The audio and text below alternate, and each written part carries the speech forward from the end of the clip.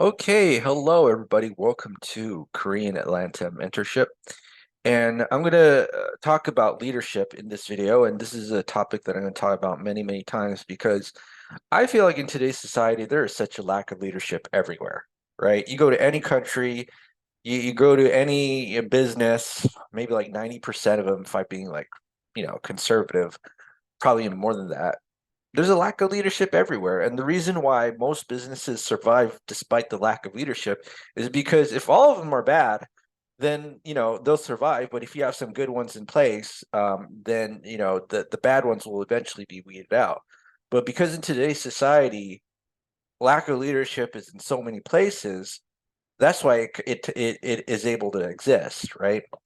And I remember when I was a younger adult, when I first became an adult, graduated high school, I was just very surprised just how many like dishonest people that there were. And I came from a rich area, and and I kind of found that even in like rich areas, people are always trying to like run game on you and just kind of waste your time and then make these like bizarre promises that they never intend to keep. And there's no leadership there. There's no leadership there. There's probably no leadership in the poor areas either, although I didn't grow up poor. But I remember from a person who grew up in the rich area, my frustration just dealing with adult after adult after adult, um, who was insincere, right? And it really took me a long time to figure out other people's mindsets because it just seems like so foreign to me.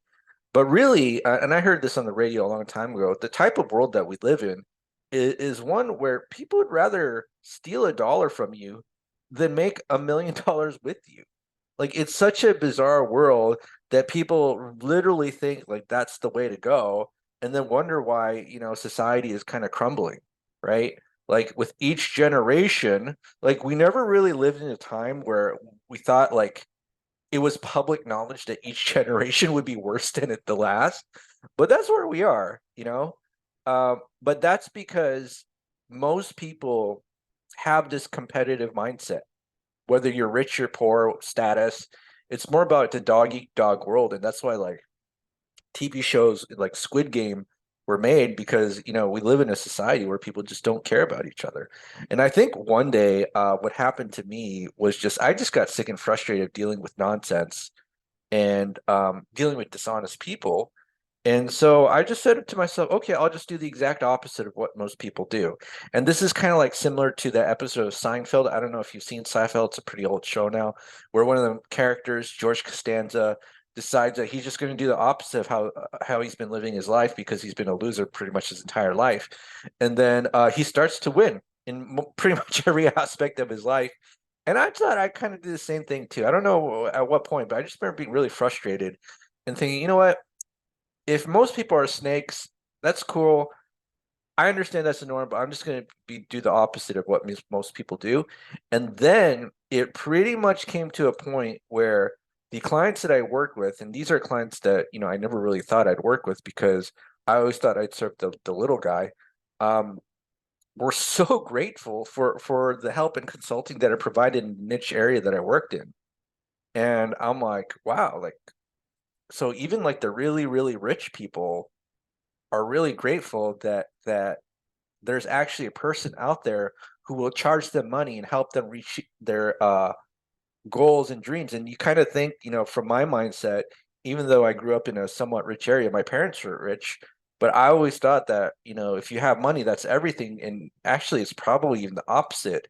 If you have a lot of money, you probably have a lot of people trying to use you, and just finding people who are dependable that you can pay to do a job is an extremely hard task, right? And that's why people pay recruiters and businesses, because finding people to work in your business who's dependable and will do the job is takes a lot of effort and energy, apparently.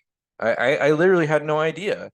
But back to my point, true leaders are going to have the cooperative spirit where we're going to create win-win situations, right?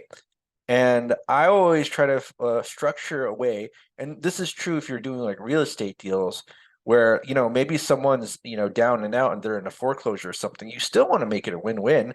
Win-win doesn't mean 50-50, but you want to make sure that you benefit and they benefit. You never ever want to come out of a transaction where they lose and you win at their behalf. You've created a society that if you do that too many times, where there's going to be distrust in the air and nobody will want to do business with you, right? So make sure as a leader, you have the cooperative spirit so that, or at least create an environment where people will you'll want to make $1 million with other people and other people want to do with you and then reject other people. And this would probably be at least 95% of the population where they'd rather steal $1 from you than make 1 million with you. So you're going to go ahead and create that win-win situation to make society a better place. And here's the other thing too. Here's the other thing. When most of the population is evil snakes, right? When most of the population is evil snakes, you're going to be made fun of for doing the right thing. And that's kind of like the burden of a righteous and good leader. You're going to be made fun of. There's no avoiding it. You know, we don't live in a society that takes care of the people who need to be taken care of. We just leave them to dust and leave them to die, unfortunately. But even so, even when you try to right the wrongs of society with your leadership and your confidence, people will make fun of you. So you have to be aware that many times when you're going against the grain, you're not going to be supported. Okay. All right. So this is just one perspective about leadership. This is Crane Atlanta Mentorship. If you're interested in joining a group, go ahead and click the form below and submit it, and we'll reach out to you. Or you could go ahead and email us by using the About Us section of the YouTube page.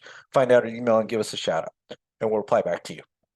All right. Have a great day, and we will speak next time.